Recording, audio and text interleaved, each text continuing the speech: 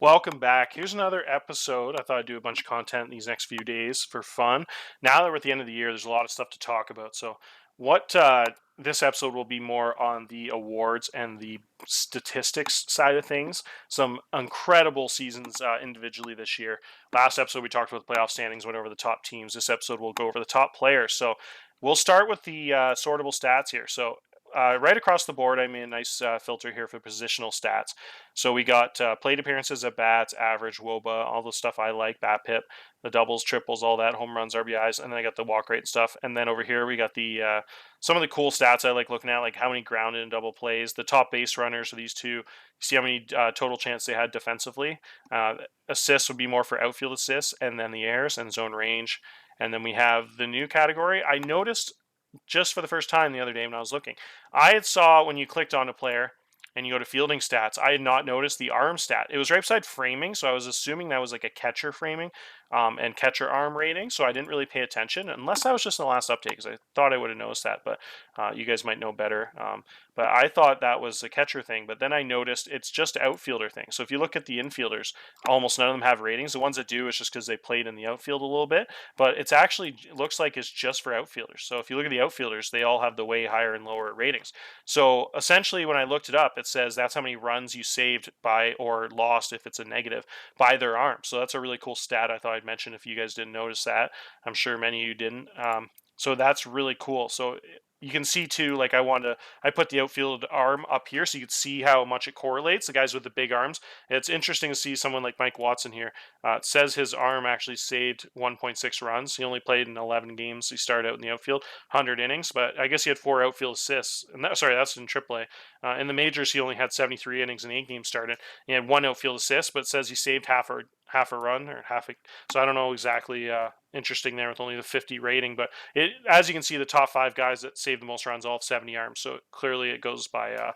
It probably is pretty legitimate. And then the worst ones you all see a lot lower. You see a 75 up here, which is just shocking. I don't know why that happened. It says he lost 5 runs with his arm this year. I guess he had 0 outfield assists in 668 innings out there, even though he has a really plus arm. So that's really interesting. That's probably one of those things that wouldn't repeat if he had it done the year 100 times. You probably only see one that bad a couple times. Probably some really bad luck, but you see a lot more negatives than you see positives. So a lot of guys that says they cost runs, like you see the entire page here of probably like 25, 30 guys all the way down to -3. And then, but if you go to the positives, you only have like 2 guys above 3. So seems like it's just better to be around 0. And then these guys it's real tough to be up this high. Mike Murphy has an elite arm, 60 range, 70 arm. It says he saved a bunch there, 3 runs. So pretty cool. Not the biggest stat in the world. Like a couple runs is only like not even like a win sometimes, but just thought worth mentioning. A cool new stat out of the park added. I'm pretty sure they added because I didn't notice that before. So we'll go back to all the stats though. We'll just look at the leaders here. So home run wise, you had 5 guys that look like they finished right around 50 home runs or better there. You got the 2 guys at the top there have just been phenomenal though. Alvarez at 54 home runs and Burns had an all-time season. We talked about him quite a bit, so I won't go into too much detail there. Just a ridiculous season right across the board. Even had 11 steals and 0 caught stealing, so just even was a plus base runner, plus hit the ball hard. 6.5 WPA is just outstanding. So what a season out of him. The MLB triples lead was actually my boy Gomez there. Gomez is a really good runner. He's kind of like a second baseman coming up. Didn't quite have the range I liked out of a second baseman, so I thought it'd be better to be an elite first base of defensive type of guy. But he's still 60 second baseman ratings wise. A really good runner though at first base, 65 speed, so he's stretched a lot of things out into triples. Surprised to see him lead the league. I thought it'd be one of those Colorado guys or maybe like Alec Thomas in Arizona, but an incredible year out of him. Taylor Trammell at the age of 34 almost led the league in triples, which is pretty funny. An incredible season out of him. And then you have his Detroit teammate Art Van Winkle there. So those two combined for 20 triples in Detroit, which would be some exciting baseball there. The phenomenal Ed Howard right behind there at 9, and Tony Ramos with 9 with huge gap power and contact and speed. So no big surprises there other than I thought Gomez was a little bit of a surprise actually. Van Winkle has 70 gap power, 70 speed. So a couple freak athletes there at the top. Next up, we have the the RBI leader. So RBI leader was Figueroa. Figueroa came over from Miami. Had a kind of a slow start there. Really tough to hit in that stadium always, and just exploded in Milwaukee. It looks like a match made in heaven. So wouldn't be surprised to have some monstrous Silver Slugger type seasons over the next few years there. A lot of old first basemen too in the AL, so you expect him to kind of be one of the better first basemen there over the next 5 or 6 years once Bregman, some of those older guys, get retired there. Also in Milwaukee, his teammate there, the DH Andrew Vaughn. So Figueroa is just such a beast there. If DH first base wherever he wants to play, he's good at. Really big bounce back season out of Monegro here. 42 home runs out of a shortstop is incredible. Also, big injury there, which kind of sucks for them right at the end of their playoff push. Runs wise, you have Royce Lewis at the top there in Colorado and Burns there over 120, both of those guys. And then slugging percentage, you had, we'll just go to qualified hitters there. Chris Burns, Bregman, Guerra. And then if you look at WRC plus, kind of the same thing. I love looking at WPA as of late. So Tony Guerra led the league in WPA at 7.4, which is insane for a rookie. Essentially saying he's the most valuable player in baseball when it comes to win probability. Just an amazing season. Those top four are all so good. Murphy, Bregman, Burns, Royce Lewis. Everyone's good at the top of this list. First guy that kind of surprised me a little bit was Alex Kirkloff and probably Brandon McKay. Kirkloff is a 4-WAR season, which is even better than I thought he was. Really solid season out of the 33-year-old there. Ryan Joyner also had a WP of 4.4, so really clutch hitting in Detroit out of him. Really good bat, 26 years old, has a couple of really good seasons coming ahead. That looks like he was traded from Baltimore from my previous owner, unfortunately. Juan Vasquez way up here, one of the best young players in baseball. Next up, we have the WAR ratings, of course, the 2 MVP favorites from the looks of it. Also atop the WAR leaderboard rate, Royce Lewis just had a crazy season. Looks like the MVP favorite, in my opinion, in the AL. The guy had 42 home runs, plus defense, plus base running, almost 20 stolen bases. Just amazing right across the board. Not quite the insane legendary season he had last year, but not far off either. Chris Burns is about as runaway MVP as I've ever seen. You can't not give a guy that had 70 home runs almost the MVP. Huge walk rate, huge WPA, just clutch, really solid across the board at everything. Isaac Pacheco was still ridiculous too. Pacheco had 30 home runs, 30 stolen bases. One of the rare 30-30 guys that you'll see. Very hard to get that. Juan Vasquez also has a shot at that in the next few years. Only 45 power, but probably it takes a rare skill set to be able to get 30-30. It's really tough. So you only see that once every year or two. I think, is there anyone else that got 30-30? Let's look here. No one. The only guy close was Royce Lewis, and then Dylan Carlson, 15 steals, but 21. The next close would be Pete Crow Armstrong there. And then Pacheco. Yeah, so Pacheco's the only one. Hector Cabrera, actually quite a bit of steals there too. Really tough club to get into, so love to see that. Stolen base-wise, you have 61 out of Ed Howard. And then Arteaga there at 48, 47 and Juan Vasquez. And then you get down into the 30s there, but some really phenomenal years. Arteaga was probably the best there. Only get caught 7 times, just a phenomenal 48-7 ratio. Ground and double play is always fun. Alex Verdugo, unfortunately, was our opposite of our GOAT this year, grounding into 24 double plays. Pretty tough. Tyler Freeman grounded into a ton, too. He had a really good season and everything else, but grounded into a ton of double plays. Also, Figueroa is up there. Some of those slow-ass first baseman guys, Noriega. Michael Bush there, grounded into a bunch of double plays, which makes sense. They had a lot of good contact hitters in Detroit. So also you need an opportunity to have a team that has a lot of guys on first base when you come up compared to the shittier offensive teams. So that stat isn't always super fair. It doesn't really take into account the percentage of times you ground to a double play when there's 0 or 1 outs and a guy on first. UBR here, best base runner, Ed Howard, Victor Robles, Wander Franco. Austin Matthews up here is pretty surprising. 36 years old, fantastic base running season out of him. The ultimate base running, pretty cool. You see a lot of really good athletes up here. Stu Kitt, Franco, Jonathan Classy, Tyler Freeman. So it's pretty cool to see that. Total chances when it comes to, it looks like Adley Rutschman as a catcher had 1,179, which is pretty cool to see. The rest are all first basemen there. Alex Bregman, Gunnar Henderson had a ton there of opportunities there. What else you got here? Let's go to errors here. So Cade Horton, unfortunately, led the league in errors. Juan Vasquez had a bunch too. Those guys had a ton of chances also, but high up in the 20s there in errors. You don't see, you pretty much see all shortstops and second there. Guys getting a ton of opportunity. A couple third basemen on that list too. that just have the most opportunity. The worst zone range guy that wins our award is Cade Horton. So what a disastrous year. Guy has pretty solid ratings when you look at him. Then the guy went out and had minus 17 zone range and second highest in errors in the entire season. So pretty disastrous season at him, but he was so solid with the bat on offense. He still was a positive WAR player. But wouldn't be surprised if he had a big bounce back because his defensive ratings are a lot better than what they produced this year from the looks of it.